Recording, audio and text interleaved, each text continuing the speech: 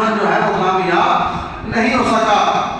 تو نبی پاک صلی اللہ علیہ وسلم کے صحابی ہیں حضرت عمیر بن حمام رضی اللہ تعالی عنہ، ان کا شوق شہادت حضور نبی پاک صلی اللہ علیہ وسلم نے فرمایا اٹھو کھڑے ہو جاؤ، صفیں بنا لو اور جہاد میں نکل جاؤ، جس کا انعام یہ ہے کہ اللہ تعالیٰ اسے زمین و آسمان سے زیادہ چوڑی جنت عطا فرمائے گا۔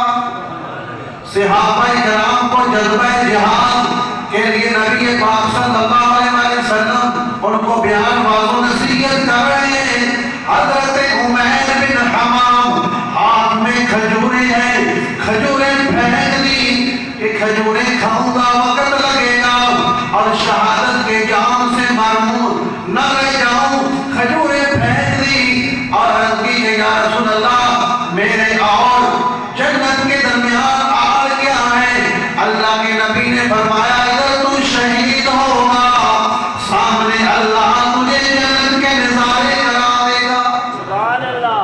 انہوں نے اسی وقت کھجوریں پھینکی اور جا کر جان کفر کے ساتھ لڑنی شروع کر دی اور جام شہادت نوش کیا اور جنت میں پہنچ گئے، کیونکہ یہ فرمان ہے رسول خدا صلی اللہ علیہ وسلم کا۔